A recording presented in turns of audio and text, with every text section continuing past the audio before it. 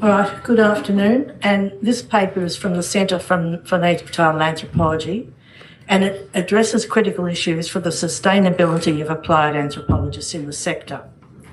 The themes I touch on have been mentioned by others today, and your perspectives in the CNTA online survey conducted in 2022, and it's available on the CNTA website. But today I want to ask broad questions about where reform for workplace sustainability is needed and how we can achieve reform and who must take responsibility for reform in the native title system. And an expanded version of this paper will be on the CNT website after the conference.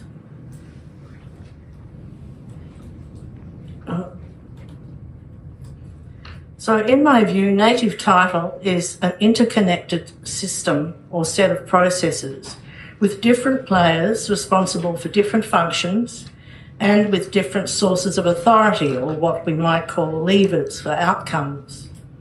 If we accept this, then the question of how to resolve workforce blockages must identify all players involved with coordination of the various levers section-wide by the organisations involved. But first I want to unpack the difficult factors in the current situation before turning to how reform might occur.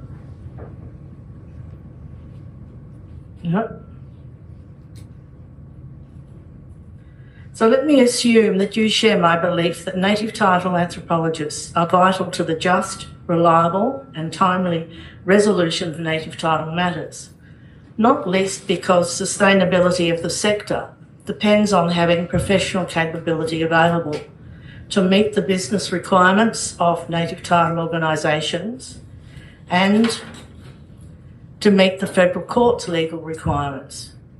If we think of the current native title organisations' business requirements, it's a continuum from supporting claims for determination of native title rights through to services being provided to prescribed bodies corporate in an expanding post-determination landscape. Yet, one of our system-wide challenges is whether present organisational conditions are uniform and sufficient to sustain existing capabilities and whether these capabilities are adequate in a dynamic operating environment. So where are we now? It's the fourth decade since Mabo and the passing of the Native Title Act, and serious risks to workforce sustainability are evidence. In the past, universities were the training ground for applied anthropologists. However, over the past decade, many courses offered in anthropology have either terminated or cut back significantly, and this was a concern flagged by the Federal Court Survey in 2021 after they looked at what tertiary courses were relevant to the sector's workforce needs, and David Trigger talked in more detail about some of the reasons behind this. The demand for skills, however, is expanding as new areas of work emerge in compensation, dispute settlement, agreement making and cultural heritage, and services to PBCs. And in the post-determination space, as we've heard from Corey. However, the expanding demand for anthropological skills is complicated by certain sector-wide dynamics, such as the progressive retirement of an ageing expert cohort, apart from Lee, competition from other industries, and the more active management of claims by the Federal Court to speed up their completion rates. The impact of these dynamics led CNTA to several information gathering activities. The survey's been mentioned already, but CNTA went further and held some workshops with native title research managers to look at the pressures that they identified.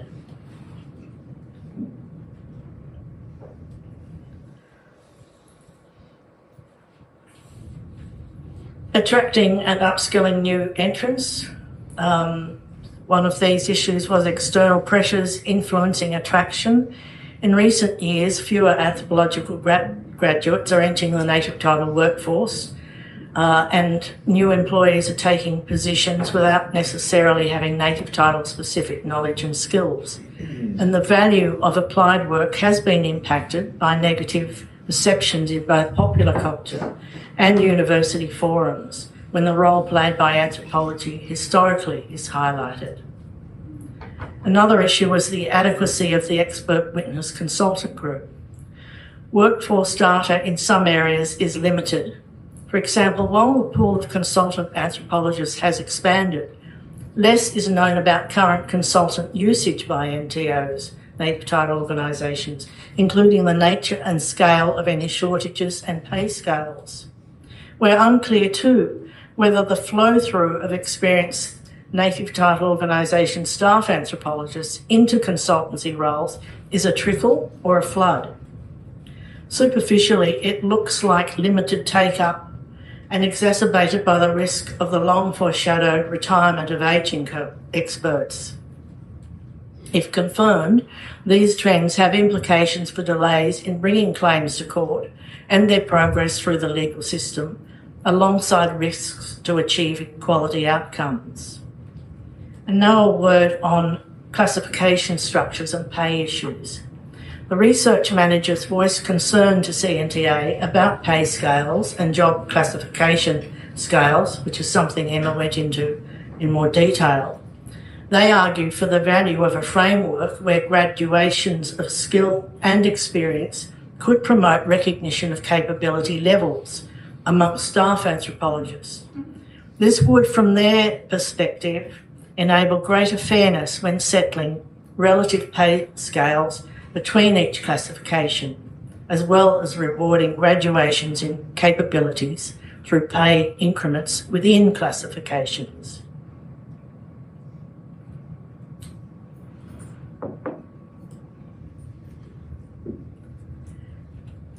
The survey results have been mentioned already: burnout, lack of career pathways and progression, and the moral implications of anthropologist work. And I want to add two additional concerns which were raised in the study that was done on women in native title.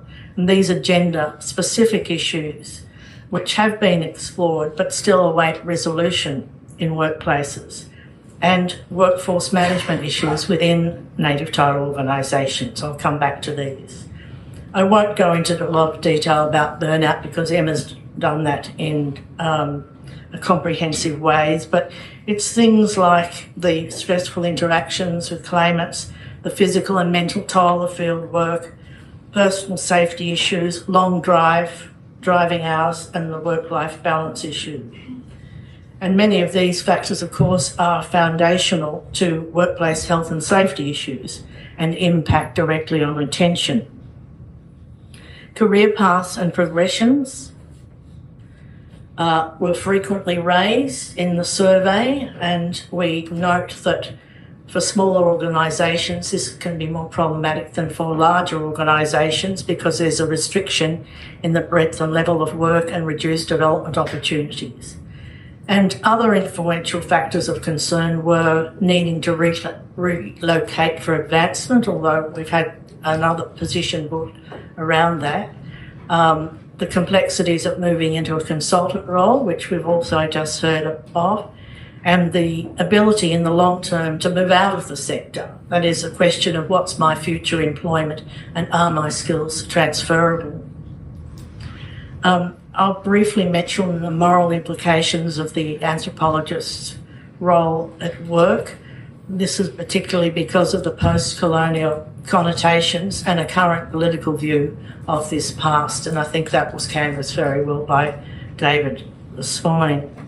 So let me turn then to the gender-specific challenges.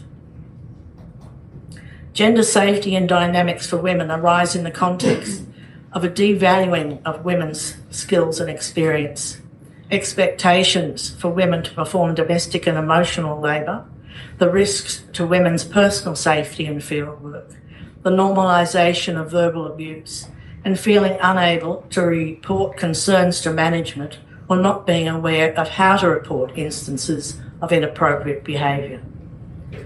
Respondents and research managers did identify innovative approaches that are being taken in some organisations, and they supported this through the shared community of practice. However, they basically felt that the implementation of policies and protocols for managing work was patchy and in need of strengthening. And they also felt that HR areas had little understanding of the nature of anthropologists' work, especially in field work and disputation. So if we can identify factors undermining workforce sustainability, as I've outlined above, how and who is responsible for addressing these risks? And this leads me to my final discussion. If we accept that native title is a system with processes managed by various agencies and institutions, then we must include funding bodies who impact the sector workforce in significant ways. For example, sufficient funding to native title organisations is necessary for competitive staff remuneration in the face of external competition. And funding agencies like NIAA play a significant role in the native title sector since they set the overall expectations of the sector, as is reflected in the key performance indicators for each output area that NTOs must achieve under their funding agreements, and because such funding determines whether organisations can compete with external employment salaries.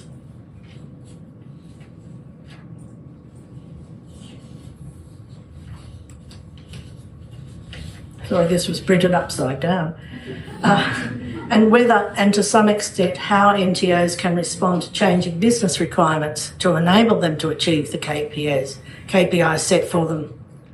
What funding is authorised to be used for or otherwise prescribed, and what caps are set on which activities, for example, operational costs versus funding available for the use of consultants, and whether supplementary support such as via AGD's grant program, can ease sector-wide workforce pressures. NIAA undertakes regular, independent, in-depth performance reviews of native title organisations to ensure that organisations are providing value for money through the provision of high-quality services to claimants and holders. This includes whether an organisation has governance and management structures, organisational policies and an organisational culture that supports efficient and effective project delivery and is adequately supporting PBCs towards self-sufficiency and has developed its planning for a post-determination environment. Funding agencies exercise responsibilities to identify sector-wide challenges and take remedial action against threats to workforce sustainability in conjunction with NTOs and stakeholders as appropriate. And CEOs and their boards play equally important roles since they carry key responsibilities to drive and oversee their workforce strategy, supported by HR. Any effective workforce planning by organisations must nevertheless build on capability assessments linked to the NTO's objectives for meeting current and emerging client service needs.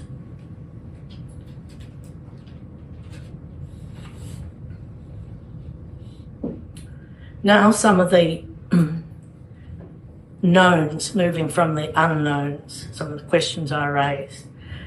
AGD's Anthropologist Grant Program has been an important initiative and gift to sector sustainability and enhancement. It's enabled conferences and workshops like this, the growth of a community of practice, and led to a network linking and supporting native title anthropologists nationally. The results of the grant program are evident. On Monday and Tuesday this week, CNTA with UQ sponsored a 2-day workshop for 21 early career native title anthropologists. Looking ahead, CNTA's website will shortly post a framework course on the essentials for anthropological research practice in native title. And this framework can be downloaded by organisations and tailored to specific native title operating contexts, including land ownership identification issues under the Northern Territory Land Rights Act. Making best advantage of the sector's human resources could mean coupling training and mentoring with employees' needs through different upskilling strategies, and here's a few options that might be possible. Drawing on the goodwill of the sector-wide sharing of different approaches through various communities of practice forums, conferences and disciplinary associations. Short-term staff secondments or hosting to other NTRBs. In fact, CNTA recently awarded 3 fully funded internships for 3-week periods in a host NTO. And from experience, we know this is a game changer. And we have, Paul, if you just raise your hand, you're one of our successful interns in this project. Thank you. Working in a PBC to broaden experience of post-determination issues and skills.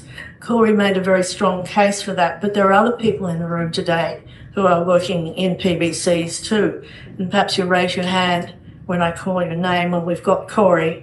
Connor Harrington is also working, Hannah Corbett, Yvette Bradley has, and Sana Nelda is.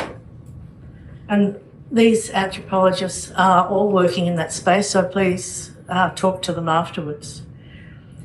Fostering research partnerships is another option, such as that has occurred between Queensland South Native Title Services First Nation staffer Carmen Coombs Delaney and consultant and academic Diane Smith from ANU, exploring cultural governance strategies in the PBCs in their region, and you'll hear from them tomorrow. Last year, CNTA combined with the West Australian Anthropological Society for a 1-day workshop. So the point I'm making here is that impact is enhanced if we collaborate and coordinate with other parts of the system. I'll say the importance of giving OH&S issues has been raised today, and it's a high priority in working conditions. And here I draw your attention to the work of the Safety and Risk in Professional Anthropology, headed by Emily Sexton and James Rose. If you both put your hand up so people know where you are. Their work is volunteer-based and practitioner-led, and it's focused on physical and psychological safety. And more details of this will be on the CNTA website. Attention to gender dynamics must be paramount in workplace practices, given the feminisation of the anthropological workforce, something that we saw quite clearly in our survey, and what women said about their underestimated value in some workplaces. So let me conclude. After 9.5 years as the research fellow, I see our workforce future as an essential aspect of the native title system. Our anthropological profile is small nationally, although our contribution is critical. We work to foreground the Indigenous evidence in native title contexts. Increasingly, collaboration is emerging as a working principle behind CNTA's activities, not simply as a means to support and expand the community of practice, but also to ensure we achieve impact in our roles across the system. However, I will say that some players in the system are not team players. And here I want to give a personal shout out to Kevin Smith, who was CEO of Queensland South, regularly attended CNTA annual conferences and workshops, acting as a thought leader. His collaboration and leadership has not been replicated by other CEOs. His engagement and contribution to our sector, to system-wide thinking, and to forecasts about dynamics influencing the operating landscape has been unique. We need CEOs at conferences like this and other practitioner forums where they can hear, understand, and engage with workforce issues from ground-level practitioners and frontline staff. Ultimately, our contribution, wherever we are in the native title system, is in meeting the needs of traditional owners and their PBC organisations in securing and exercising their rights under the Native Title Act to help underpin a better future for themselves, their families and their communities. Anthropologists want that contribution to be as useful and as productive as possible, but there are blockages and barriers to overcome because requirements and services are and will be changing, and anthropologists must be prepared for that change. For much, if not all of the period that the native title sector has operated, there have been significant workforce issues and pressures challenging the capacity of organisations as well as the Federal Court and the Tribunal to undertake their roles in delivering quality outcomes from the sector in an effective, timely and efficient way.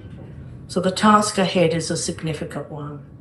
Needed changes at organisation and sectoral levels don't happen by osmosis, and they don't happen overnight. It requires all parties taking on and fulfilling their responsibilities in the system to ensure workplace sustainability. CNTA remains committed to playing a constructive role in this matter. My hope is that our contribution can continue to provide a productive, supporting role to our practitioners and to the system into the future. Thank you.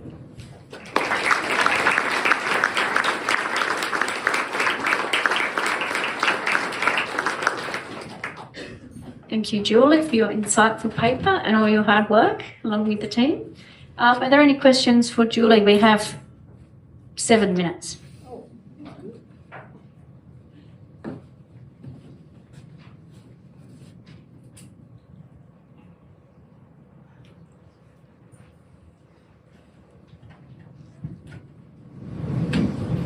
Hi, Sue. Yeah, I don't know if you can hear me at all.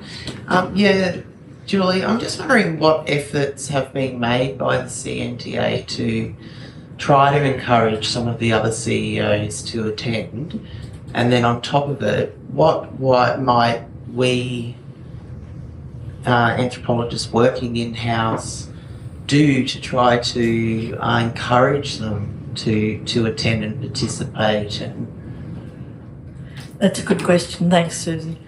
Look, in a way, I think this is actually a question for Kevin because, you came, I would suspect, because you're interested in the sector and what was happening in the sector, and you wanted to talk to those people who were at the front line in that sector. And I suspect that probably a lot of other CEOs think that the real work is in the task focus inside their office. And I don't say that there isn't a huge load of work that has to be done by CEOs. Of course there is. But sometimes it's really important to lift your gaze to the horizon and see what's emerging there. So, Kevin, perhaps you'd like to respond on that point. Well, firstly, thank you for your kind words, Julie. The CNTA plays a critical role in the native title system. So I thank you and the directors of CNTA for the work that you've done. Yeah.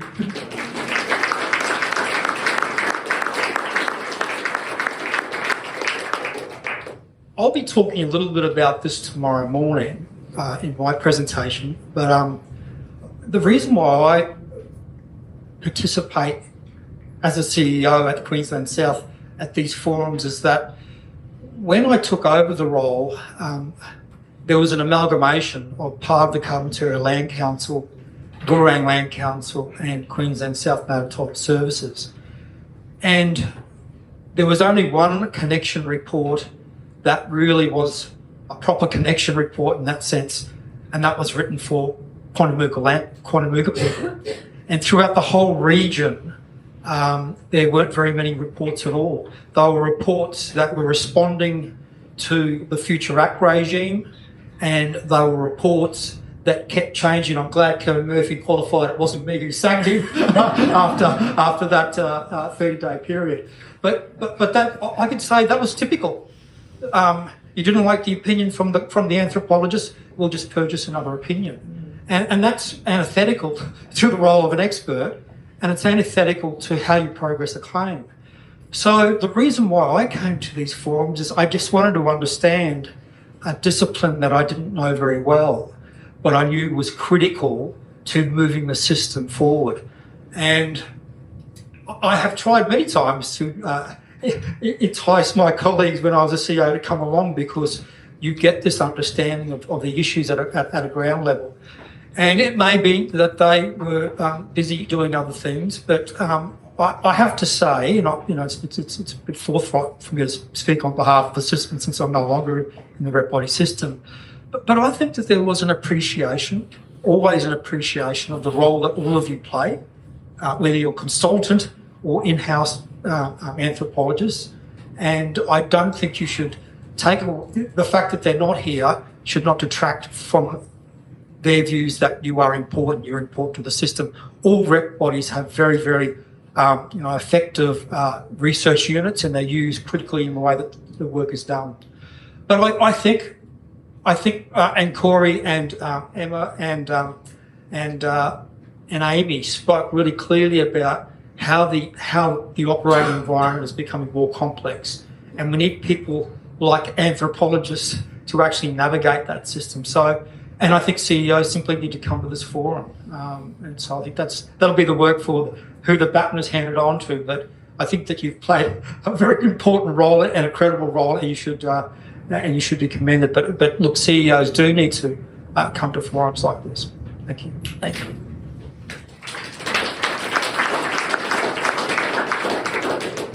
We have 1 more minute if anyone else has a question. Please join me in thanking Julie again for that.